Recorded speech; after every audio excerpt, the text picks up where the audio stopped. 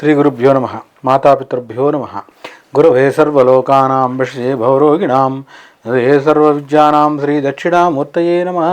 నారాయణ సమారంభాం శంకరాచార్య మధ్యమాం అస్మదాచార్యపర్యంతాం వందే గురు పరంపరాం. శ్రీ గురుభ్యో నమ. ఫిబ్రవరి మాసంలో ఫిబ్రవరి 16వ తారీఖు నుంచి మాసాంతం వరకు ఉన్న గ్రహస్థితి ఆధారంగా మేషరాశి నుంచి మీనరాశి వరకు సంబంధించినటువంటి పక్ష ఫలితాలు ఏ రకంగా ఉన్నాయో తెలుసుకుందాం. ముందుగా గ్రహస్థితులు ఏ రకంగా గ్రహగతులు ఉన్నాయో చూద్దాం. ఇక్కడ పరిశీలించుకుంటే రవి బుధులు ఇద్దరూ కూడా మరి కుంభరాశిలోనే శనితో కలిపి సంచారం చూస్తున్నాం. మీనరాశి యందు మరి శుక్ర రాహువుల యొక్క సంచారం చూస్తున్నాం. అదే సందర్భంలో వృషభ రాశిలో దేవగురువు అయినటువంటి బృహస్పతి యొక్క సంచారం చూస్తున్నాం. ఇక మిథున రాశి యందు కుజుని యొక్క సంచారం, కన్యారాశి యందు కేతు యొక్క సంచారం. ఈ యొక్క సంచార రీత్యా మేషరాశి నుంచి మీనరాశి వరకు మరి మేషాది ద్వాదశ రాశుల వారందరికీ కూడా పక్ష ఫలితాలు ఏ రకంగా ఉంటాయి, వాటికి సంబంధించి ఒకవేళ ఇబ్బందికరమైన స్థితిలో ఉంటే ఆ రాశికి సంబంధించినటువంటి ఏం చేస్తే ఇబ్బందిలోంచి బయటకు వస్తారు పరిహారం కూడా తెలుసుకుందాం. మీనరాశి వారికి ఈ యొక్క గోచార ఫలితాలు తెలుసుకునే ముందు ఉన్నటువంటి గ్రహస్థితి పరిశీలిస్తే కనుక మీనరాశి వారికి జన్మ రాహుతో పాటు శుక్రుని యొక్క సంచారం, తృతీయ ముందు దేవగురు సంచారం, అర్ధాష్టమంలో కుజుని యొక్క సంచారం చూస్తున్నాం, సప్తమంలో మరల బుధుని యొక్క సంచారం. ఈ యొక్క మీనరాశి వారికి సంబంధించి పరిశీలిస్తే కనుక ద్వాదశమందు రవి బుధ శనుల యొక్క సంచారం కనపడుతుంది. ఇక సప్తమంలో కేతుగణం యొక్క సంచారం. ఈ రీత్యా ఉన్న గ్రహస్థితి ఆధారంగా మీనరాశి వారికి పరిశీలిస్తే కనుక విద్యార్థులు చదువులో ప్రత్యేక శ్రద్ధ పెట్టాలి. ఖచ్చితంగా ఇది చాలా అవసరం. మరి వ్యాపారస్తులైనా ఉద్యోగస్తులైనా నిర్మాణ రంగంలో ఉండేవాళ్ళైనా కళారంగంలో ఉండేటువంటి వారు ఎవరికైనా కూడా ప్రధానంగా మీరు చేసే స్థాయిని బట్టి ఒత్తిడి ఉంటుంది. అదే సమయంలో న్యాయపరమైన చిరాకులు ఇవి కనపడుతున్నాయి. అంటే కోర్టు సంబంధంగా వివాదాలు లేదా పోలీస్ సంబంధంగా వివాదాలు ఇలాంటివన్నీ కూడా వచ్చేటువంటి పరిస్థితి ఉంది.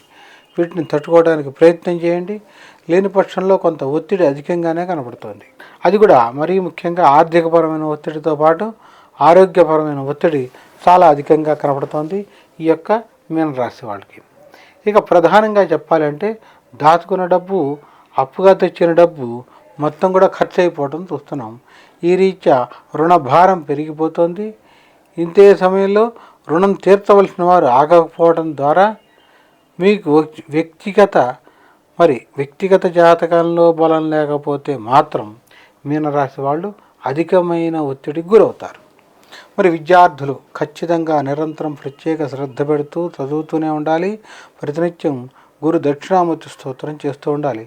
ఒక్కసారైనా శనికి ప్రీతిగా దానం, గురువుకు ప్రీతిగా దానం చేయడం ద్వారా మీరు చేస్తున్న పనిలో ముందడుగు పడుతుంది.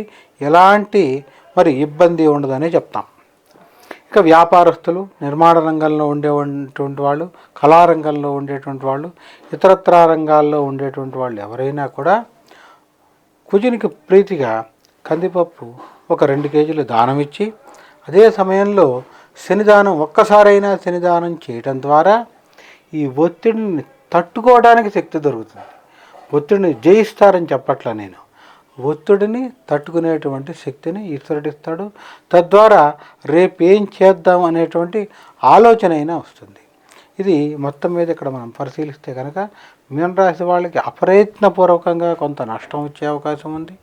చేస్తున్న వ్యాపారం అవ్వచ్చు, లేదా ఇదివరకు వదిలేసినటువంటి వ్యాపారంలో అవ్వచ్చు, ఈ రకమైన నష్టం కొంత కనపడుతుంది. అదే సందర్భంలో మీకు ప్రమేయం లేకపోయినా కూడా న్యాయపరమైన విషయాల్లో కొంత చిక్కులు కనపడుతున్నాయి.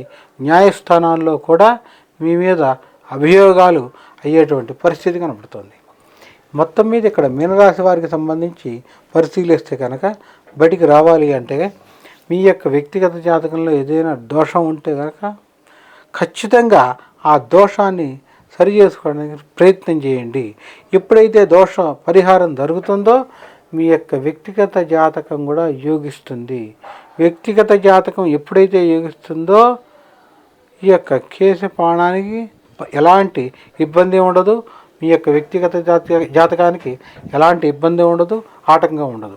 అంటే వ్యక్తిగత జాతకాన్ని సరి చేసుకోవటం అంటే ఏం చెప్తామంటే, మీ యొక్క వ్యక్తిగత జాతకంలో శనితో పాటు గురువుతో పాటు వీళ్ళేవైనా దోషస్థానంలో శుక్రుడు కానీ ఉంటే వాళ్ళని సరి చేసుకోవటం ద్వారా మీనరాశిలో ఉండేటువంటి వ్యాపారస్తులు అవ్వచ్చు, నిర్మాణ రంగంలో వాళ్ళవచ్చు, కళారంగంలో వాళ్ళవచ్చు, ఇతరత్ర రంగాల్లో ఉండేటువంటి వాళ్ళు ఎవరైనా కూడా తట్టుకునేటువంటి శక్తి వస్తుంది. కారణం ఎందుకనంటే రాబోయే రోజుల్లో మరి జన్మరాశిలోకి ఎల్నాటి శనిలో కూడా జన్మరాశిలోకి శని మరి ప్రవేశిస్తున్నాడు. కాబట్టి ఆ ఒత్తిడిని తట్టుకోవడానికి మీ దగ్గర శక్తి ఉంటుంది.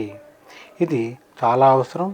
ఇది ఏమైనా మీనరాశి వాళ్ళు ఒక్కసారైనా శనికి దానం, మరి గురువుకు ప్రీతిగా గురువారం నాడు ఒక 2 కేజీలు శనగపప్పు కూడా దానం ఇవ్వటం చాలా అవసరం.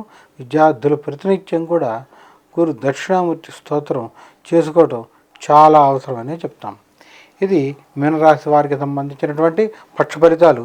ఇందుకు సంబంధించి మీకు ఎవరికైనా కూడా ఎలాంటి సందేహం ఉన్నా కూడా మీ యొక్క వ్యక్తిగత జాతకాన్ని పరిశీలించి తెలియపరుస్తాను.